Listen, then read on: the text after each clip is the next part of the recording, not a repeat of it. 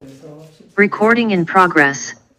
스가랴서 1장 1절에서 13절 말씀입니다. 구약 성경 스가랴서 1장 1절에서 13절 말씀 우리 한 절씩 교독하도록 하겠습니다. 찾으신 줄 알고 제가 한 절 읽고 우리 교인들이 한 절 읽고 교독하도록 하겠습니다.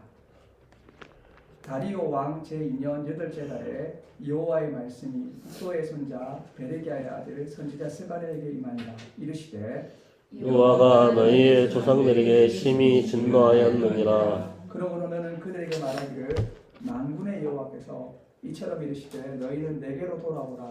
만군의 여호와의 말이니라. 그리하면 내가 너희에게로 돌아가리라. 만군의 여호와의 말이니라. 너희 조상들을 본받지 말라. 옛적 선지자들이 그들에게 외쳐 이르되 만군의 여호와께서 이같이 말씀하시기를 너희가 악한 행위를 떠나서 돌아오라 하셨다 하나 그들이 듣지 아니하고 내게 귀를 기울이지 아니하였느니라. 여호와의 말이니라. 너희 조상들이 어디 있느냐? 또 선지자들이 영원히 살겠느냐? 내가 나의 종 선지자들에게 명령한 내 말과 내 법도들이 없지 너희 조상들에게 임하지 아니하였느냐. 그러므로 그들이 돌이켜 이르기를 만군의 여호와께서 우리 행위대로 우리에게 행하시려고 뜻하신 것을 우리에게 행하셨도다 하였느니라. 다리오 왕 제2년 11째 달 곧 스바월 24일에 이도의 손자 베레기야의 아들 선지자 스가랴에게 여호와의 말씀이 임하니라. 내가 밤에 보니 한 사람이 붉은 말을 타고 골짜기 속 화석류 나무에 섰고 그 뒤에는 붉은 말과 자줏빛 말과 백마가 있기로 내가 말하되 내 주여 이들이 무엇입니까 하니 내게 말하는 천사가 내게 이르되 이들이 무엇인지 내가 내게 보이라 하니 화석류 나무 사이에 선 자가 대답하여 이르되 이는 여호와께서 땅에 두루 다니시고 보시신 자들이니라. 그들이 화석류나무 사이에서 여호와의 천사에게 말하되 우리가 땅에 두루 다녀보니 온 땅이 편안하고 조용하더이다 하더라. 여호와의 천사가 대답하여 이르되 만군의 여호와여 여호와께서 언제까지 예루살렘과 유다 성읍들을 불쌍히 여기지 아니하시려나이까. 이를 노하신 지 70년이 되었나이다 하며 여호와께서 내게 말하는 천사에게 선한 말씀 위로하는 말씀으로 대답하시더라. 아멘.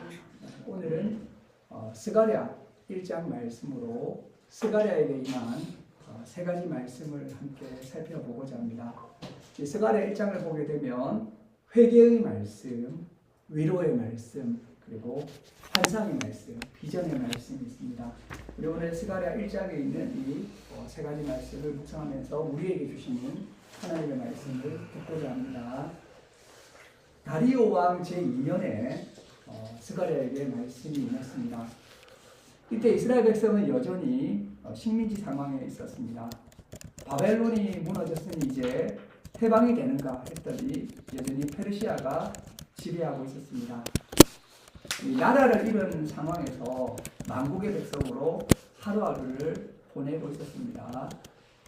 그리고 일부는 이제 포로에서 살다가 예루살렘으로 돌아왔는데 와 보니까 성벽은 폐허가 되어 있고 성전은 무너져 있고 그래서 성전을 재건하고자 했는데 성전 재건은 잘 이루어지지 않고 있는 상황이었습니다.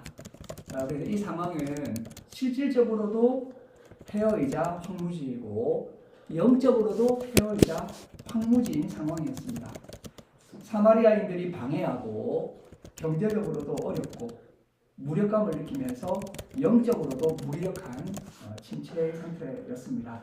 그때 스가랴를 통해서 말씀이 전해졌습니다. 성전이 무너지고 예배가 중단되고 하나님의 임재가 철수될 것 같은 그때에 스가랴를 통해서 하나님의 말씀이 전해진 것입니다. 왜 이런 폐허의 상황이 되었을까요? 그것은 조상들 때문이었습니다. 이 조상들이 언약을 파기했습니다. 언약의 하나님께서는 이 조상들의 언약 파기에 도움하셔서 이들은 폐허와 황무지를 경험하게 된 것입니다. 이 조상들은 악한 길을 걸어가고 악한 행위를 했습니다. 조상들이 향한 이 악행의 결과는 심판으로 나타났습니다. 이 하나님이 그들을 심판하실 때 그 심판의 방식은 그들이 행한 악을 그대로 갚아주는 것이었습니다. 이 조상들이 악을 행하게 된 깊은 원인은 여호와를 떠난 것이었습니다. 우리가 하나님과의 관계가 중요한 것이기 때문이죠. 우리가 하나님과의 관계가 멀어지게 되고 하나님의 언약에서 떠나게 되면 우리가 이웃에게 악을 행하게 됩니다. 그래서 우리가 이웃에게 악을 행하는 걸 보게 되면 우리가 하나님과의 관계에 있어서도 문제가 있음을 알게 되는 것이죠. 하나님을 떠나는 것과 악을 행하는 것은 깊은 연관관계가 있습니다. 특히 신앙인에게 그렇습니다. 이런 상황에서 스가랴 선지자는 이스라엘 백성에게 여호와께로 돌아오라 라고 말씀하고 있습니다. 이것이 오늘 첫 번째 우리에게 주신 하나님의 말씀입니다. 돌아오라는 것입니다. 돌아오라. 돌아오라는 말씀은 뭐죠? 떠났다는 것이죠. 나는 하나님을 떠난 적이 없는데 나는 떠나본 적이 없는데 왜 나보고 돌아오라고 하는가? 교회 안에 있으면서도 하나님을 떠날 수가 있습니다. 신앙생활을 한다고 하는데도 마음이 하나님을 떠나 있을 수가 있습니다. 다른 것에 마음이 가 있을 수가 있습니다. 혹시 오늘 이 말씀을 들으시고 스가랴의 말씀을 들으시고 혹시 내가 하나님을 떠났구나 라고 생각되시면 오늘 이 말씀을 듣고 우리가 하나님께로 돌아갑시다. 이것은 유턴을 하는 것을 의미합니다. 성경의 가장 핵심적인 메시지는 돌아오라고 하는 것입니다. 그래서 회복의 첫 출발점은 바로 돌아가는 것입니다. 근데 우리가 돌아가게 되면 하나님도 돌아오신다고 말씀하고 있습니다. 이것이 바로 회복의 첫 출발점인 거죠. 그래서 회복은 환경이 바뀐다든지 환경이 좋아진다든지 이렇게 해서 시작되는 것이 아니라 방향을 바꾸는 순간에 회복은 시작되는 것입니다. 어떤 운전자가 내비게이션을 따라가지고 운전을 하다가 그만 잠시 한눈을 팔고 잘못된 길로 들어서게 됐습니다. 그래서 내비게이션이 이렇게 얘기하죠. 지금 경로를 이탈했습니다. 다음 교차로에서 유턴을 하십시오. 이렇게 이야기를 하죠. 근데 이 운전자가 내비게이션에게 화를 내면서 왜 나에게 이런 길을 주냐 해봤자 아무 소용이 없는 것이죠. 길이 잘못된 것이 아니라 방향이 잘못된 것이기 때문입니다. 우리의 신앙도 그렇습니다. 삶이 엉키고 막히는 순간에 하나님께서 우리에게 말씀하십니다. 돌아오라. 그러면 내가 너희에게 돌아가겠다. 하나님은 언제나 우리에게 유턴 지점을 마련해 주시고 하나님께 방향을 돌리는 순간 우리 인생의 내비게이션도 회복의 길로 나아가게 되는 것입니다. 이러한 돌아감은 최초의 돌아감이 있지만 1회로 그치는 것이 아니라 평생 동안 지속적인 돌아감이 있어야 됩니다. 이것을 이제 컨버시오 컨티누아라고 하는데요. 이것은 평생 동안 우리의 삶은 끝없이 돌아가는 길이어야 된다는 거죠. 그래서 오늘만 돌아가는 것이 아니라 우리가 생을 다하는 날까지 하나님께로 돌아가는 신앙의 길을 걸어야 된다고 말씀하고 있습니다. 이렇게 이제 돌아오라는 말씀이 있고 나서 이제 드디어 하나님께서는 선한 말씀과 위로하는 말씀으로 회복에 대해서 말씀합니다. 이 이제 최초의 메시지가 임한 지 3개월 뒤에 다시 스가랴가 메시지를 받습니다. 그때는 환상을 보게 되는데요. 이 환상을 보게 되면 붉은 말을 타고 화석류 나무 아래에 서 있는 한 사람 천사죠. 붉은 말을 탄 천사의 환상을 보게 되고 그 뒤를 보게 되면 붉은 말과 자줏빛 말과 흰 말이 있습니다. 아마 그 위에도 천사가 있었지 싶습니다.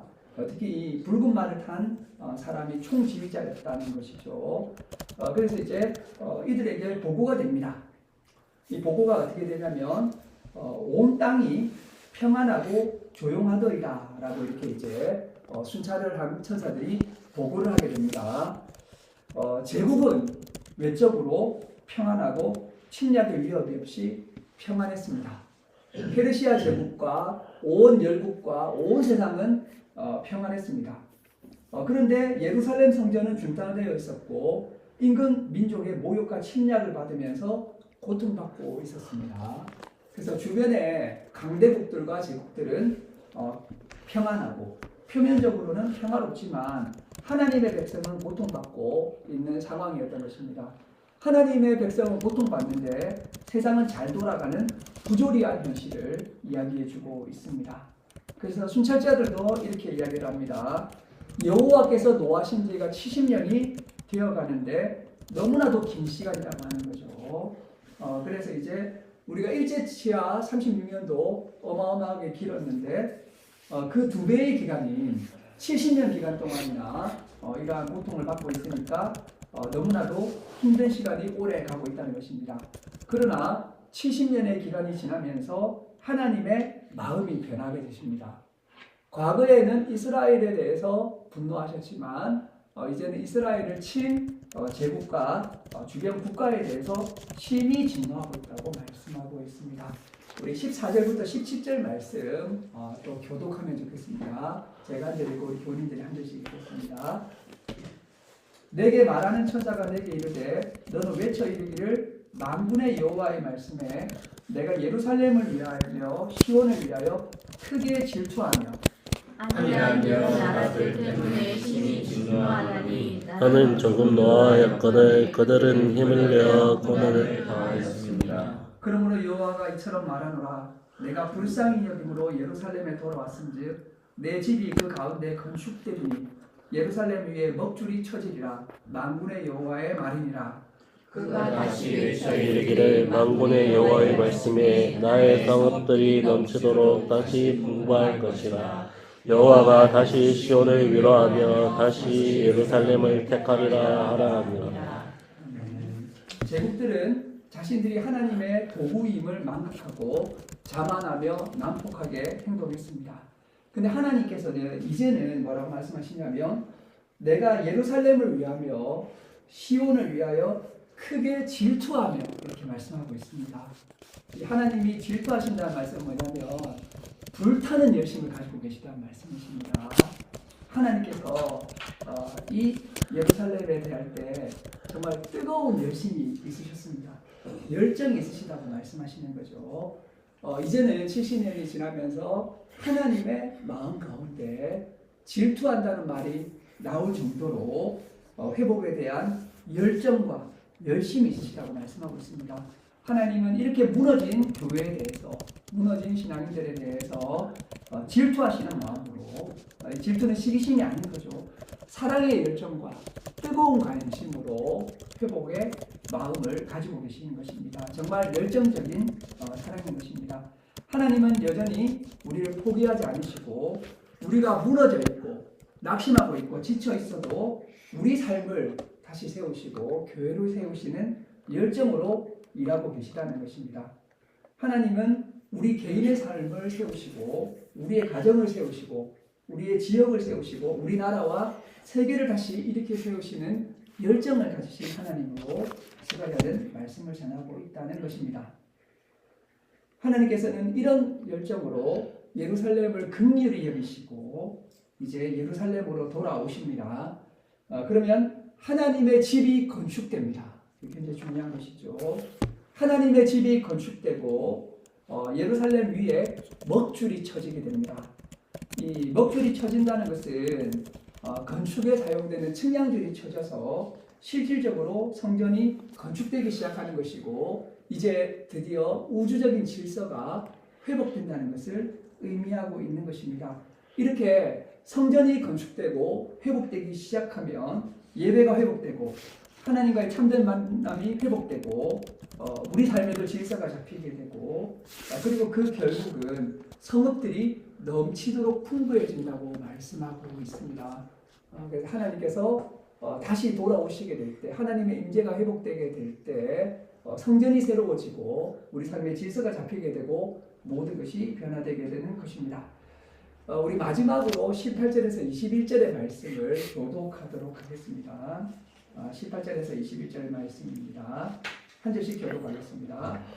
내가 눈을 들어 본즉 네 개의 뿔이 보이기로 내게 말하는 천사에게 묻되 이들이 무엇이니까 하니 내게 대답하되 이들은 무시와 이스라엘과 예루살렘을 흩뜨린 뿔이니라. 그때 여호와께서 대장장이 4명을 내게 보이시기로 내가 말하되 그들이 무엇하러 왔나이까 하니 대답하여 이르시되 그 뿔들이 유다를 흩뜨려서 사람들이 능히 머리를 쓰지 못하게 하니 이 대장장들이 와서 그것들을 드럽게 하고 이전의 뿔들을 들어 유다 땅을 흩뜨린 여러 나라의 뿔들을 떨어뜨리려 하느니라 하시니라. 아멘. 드디어 환상의 말씀이 전해지게 되는데 그 환상은 뿔과 관련된 환상입니다. 이 뿔은 너무나도 중요합니다. 이 스가랴는 4개의 뿔을 보았습니다. 이 뿔은 유다와 이스라엘과 예루살렘을 흩뜨린 뿔이었습니다. 이 다니엘의 예언에서도 4번째 짐승에게는 뿔이 나오는데요. 이 뿔은 제국의 뿔이고 그 뿔은 성도와 하나님의 교회를 찌르는 뿔이었습니다. 이 뿔이라고 하는 것은 권력과 억압과 공격의 상징입니다. 이 뿔이 사람을 찌르고 성도와 하나님의 교회를 찌르는 뿔이었던 것입니다. 뿔에 찔리면 아프죠. 우리 삶에도 우리를 찌르는 뿔이 있습니다. 하나님의 교회를 찌르는 뿔이 있습니다. 혹시 주변에 나를 찌르는 뿔이 있으실까요? 우리 교회를 찌르는 뿔과 우리나라를 찌르는 뿔은 무엇입니까? 이 마지막 환상에서 스가랴는 4개의 뿔을 보게 됩니다. 이 뿔들은 하나님의 백성을 찌르고 흩어놓는 세력이었습니다. 근데 하나님이 보내주신 환상은 뭐냐면 대장장이를 보내가지고 그 뿔을 제거한다는 것입니다. 하나님께서 그 뿔을 꺾기 위해서 대장장이를 보내서 꺾습니다. 우리의 삶에 우리를 찌르는 뿔들에 대해서 하나님께서 대장장이를 보내셔서 꺾으신다고 말씀하고 있는 것입니다. 우리가 가지고 있는 우리가 고통받는 뿔은 무엇입니까? 그것은 두려움일 수도 있고 불안일 수도 있고 상처일 수도 있고 미움일 수도 있고 불의한 구조들일 수도 있습니다. 하나님께서 대장장이를 보내셔서 그래서 이들을 고치시고 그 뿔을 꺾으셔서 더 이상 고통받지 않게 하신다는 말씀을 해주고 있는 것입니다. 뿐만 아니라 우리가 되어야 될 사람이 어떤 사람인지를 우리가 이 말씀을 통해서 알 수 있습니다. 우리 가운데 또 뿔은 솟아나지 않을까요? 우리 가운데 뿔을 내려놓고 우리는 대장장이가 되어서 상처를 치유하고 정의를 세우고 하나님의 역사를 이루어내는 그러한 사람이 되어야 될 것입니다. 저는 이 말씀을 묵상하면서 이런 기도를 드렸습니다. 하나님께 하나님 내 안에 있는 뿔을 내려놓게 하시고 이제는 뿔을 꺾는 대장장이로 살아가게 해주십시오. 하나님께서는 여전히 일하고 계시고 그 일하는 것의 첫 단계는 바로 하나님의 성경과 성읍이 회복될 때 무너진 자리에마다 우리를 찔렀던 뿔을 제거하시고 대장장이를 보내셔서 그 뿔을 꺾으시고 또 우리로 하여금 대장장이로서 사는 삶으로 초청하고 계신 것을 말씀을 통해서 볼 수 있습니다. 오늘 이 자리에 참석하신 위들교회와 예수교회 교회 여러분 말씀을 마무리하고자 합니다. 우리는 하나님께로 우리 마음을 돌리고 삶을 돌립시다. 돌아가는 순간 회복이 시작됩니다. 그리고 무엇보다도 하나님의 열심과 열정을 믿읍시다. 하나님께서는 여전히 우리를 포기하지 않으시고 회복에 대한 열정을 가지고 계십니다. 그리고 뿔을 꺾는 대장장이를 기억합시다. 그리고 그 뿔을 꺾는 대장장이를 위해서 기도하고 우리가 뿔을 꺾는 대장장이가 됩시다. 하나님께서는 우리를 사랑과 정의로 무너진 세상을 다시 세우는 사람으로 부르십니다. 뿔을 꺾는 대장장이로 부르십니다. 세상의 미움과 불의와 상처를 향해 사랑과 정의의 망치를 드는 사람들로서 하나님의 대장장이로 살아갑시다. 이러한 삶을 살아가시는 예수교회와 위드교회 교우들이 되시기를 주님의 이름으로 축원합니다. 기도하시겠습니다. 하나님 감사합니다. 오늘 우리에게 스가랴에게 임한 말씀을 주셔서 우리에게 회복의 말씀, 우리에게 회개의 말씀, 그리고 우리에게 환상의 말씀을 주시니 참으로 감사를 드립니다. 우리가 하나님께로 돌이키고 성전과 예배가 회복되고 또 우리를 찌르는 이 뿔들이 꺾여지고 또 우리가 그 뿔을 꺾는 대장장이로 살아갈 수 있는 그런 교회가 될 수 있도록 주님 축복하여 주시고 또 그러한 삶을 살 수 있도록 힘 주시기를 원합니다. 감사드리며 이 모든 말씀 예수님의 이름으로 기도드립니다. 아멘. 네. 그러면